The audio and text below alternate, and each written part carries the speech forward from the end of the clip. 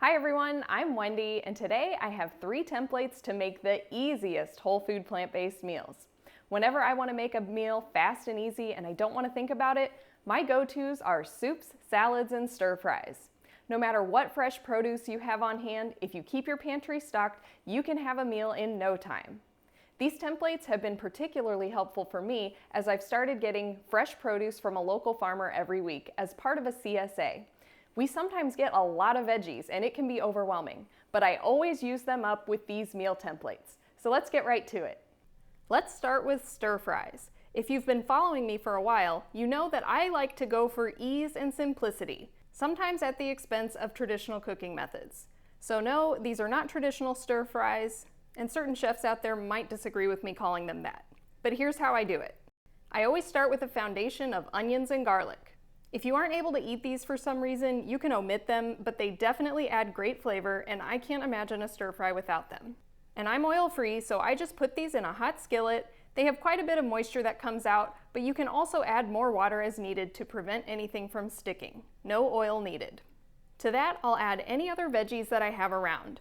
Some of my favorites for stir fry are cabbage, carrots, peppers, and mushrooms, even though that's technically not a vegetable. I'll show you some samples in a minute using some more rare veggies that I don't often use, like snap peas and bok choy, which I've been getting in my CSA. Then I add some kind of bean or tofu. My favorite beans for stir fries are kidney beans, chickpeas, or edamame. Then once the veggies are almost done cooking, I add in some flavor. If you use salt in your diet, you can add some low sodium soy sauce, tamari, or coconut aminos, along with some rice vinegar. Or if you're salt-free, try some flavored balsamic vinegars, such as those you can get from California Balsamic instead. Then add whatever seasonings you like. I usually go with something simple like garlic and onion powder, turmeric, and ginger. And finally, we serve it with brown rice or other whole grains, or a whole grain noodle like soba noodles. So let me show you this in action.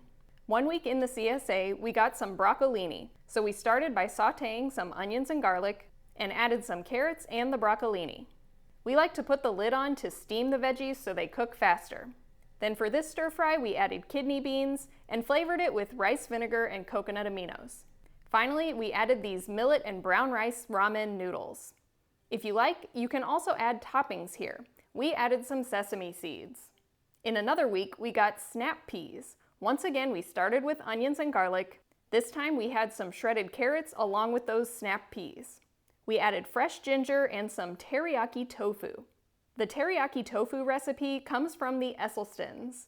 We got it from their Engine 2 cookbook, but it's also in their Be a Plant-Based Woman Warrior cookbook. They also did a video for how to make this on their YouTube channel, which I will link below. Once again, we served this with those millet and brown rice noodles and added a side salad. Here's one more stir-fry example using Chinese cabbage, green onions, and garlic scapes from another week of the CSA. I'll talk a little more about the garlic scapes later in this video if you're unfamiliar with them. In addition to those veggies, we did onions, garlic, carrots, mushrooms, and peppers. As before, we sauteed everything, added some flavor, and finally, here's one other little tip with stir fries. If you have a little extra liquid in the pan, you may want to thicken it up to make it more saucy.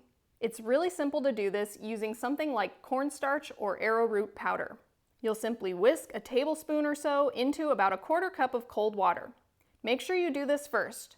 If you try to add the starch directly to your pan, it'll end up being lumpy instead of silky smooth. After you whisk that together, pour it into your pan and the sauce will start to thicken up and become kind of glossy. This time we served our stir fry with brown rice that we cooked in our Instant Pot, and we topped it with a few chopped peanuts and the green onions. Next, let's talk about soup. This template is very similar to the stir fry, and honestly, you could use all the exact same ingredients you used for any of the stir fries and simply add water or broth. Often for soups, I start with carrots, celery, onions, and garlic. I don't always use the carrots and celery, but for me, the onions and garlic are non-negotiable. Once again, add whatever veggies you have on hand. Some of my favorites for soup are cabbage, peppers, spinach, kale, and potatoes. Again, I add some kind of beans. My favorite for soup are white beans, chickpeas, black beans, or kidney beans. Then add some flavor and seasonings. I usually go super simple and just use some kind of no salt added seasoning blend. That way, I don't even have to think about measurements. I just dump a couple teaspoons of a mixture that someone else has already put together for me. A good old-fashioned Italian seasoning blend is fantastic in soup. But if you want to use your creativity, start with some garlic and onion powder, then add whatever other spices you love. Right before serving, add a splash of vinegar or lemon to really brighten up the flavors of your soup. As with the stir fries, I like to serve it with some kind of whole grain or whole grain noodles. It's best to keep those separate and put them together just before serving. If you mix your grains or noodles into the soup, any leftovers will just end up being mushy noodles or grains because they soak up all the liquid. It'll still taste good, the texture just won't be the best. 1 week in our CSA, we got some escarole, carrots, and potatoes. So we started with the foundation of onions, carrots, celery, and garlic. We added the potatoes, some white beans, and some vegetable broth. After the potatoes were cooked through, we wilted in the escarole. If you're not familiar with it, escarole is a leafy green that you can eat raw or cooked, and it wilts down really fast. So just like with spinach or other greens, you can pile your pan high, put the lid on, and let it steam down, and then stir everything together. We seasoned the soup very simply with some garlic and onion powder, the Salacious salt substitute from local spicery, and some red pepper flakes. We served that with a side salad and my zucchini bread. I'll put that recipe below the video. Here's one more sample soup that we made with leeks from our CSA. In addition to the leeks, we added red onions, garlic, potatoes, cauliflower, and vegetable broth. We seasoned it up with nutritional yeast and some other seasonings. I'll put this recipe below the video as well. For this soup, we blended it up and served it with a side salad and some of my mom's whole wheat bread. She made the cutest little bread loaves for us.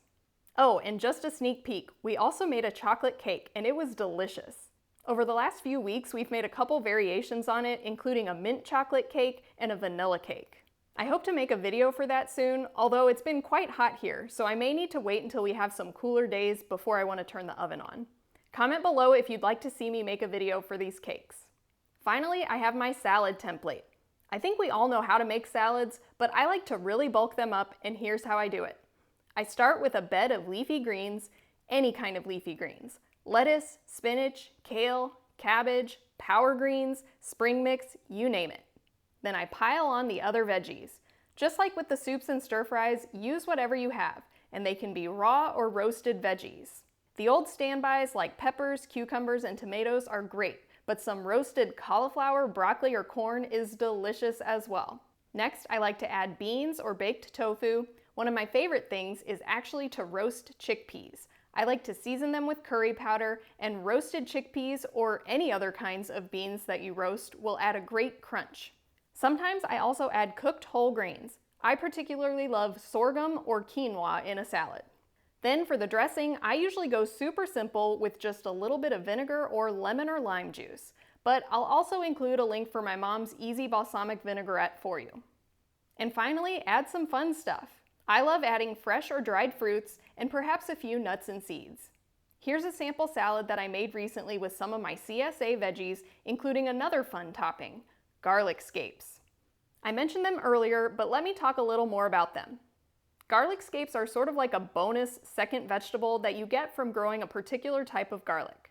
It's a plant that grows up out of the garlic plant in the springtime, and if you harvest it, that allows all of the energy of the plant to go into creating nice big bulbs of garlic. And then you have this bonus veggie. It has a mild garlicky flavor, so I often chop it up and use it in place of regular garlic in any dish. You can also saute it and eat it by itself as a side dish. But recently we got quite a bit of garlic scapes, so I decided to make pickled garlic scapes. I made a video last year showing how to make pickled peppers, and I used the same basic method. First, I chopped the garlic scapes into little bite-sized pieces. In hindsight, I wish I had chopped them a little bit smaller because they ended up being a little tough. But then I added them to a clean jar. I also added a couple black peppercorns and set that aside. Next, you take equal parts of white vinegar and water and bring it to a boil. Traditionally, you would add salt and sugar, but I just add a little bit of date sugar. It doesn't dissolve, so it's not exactly the same, but it does give a subtle sweetness to the final product.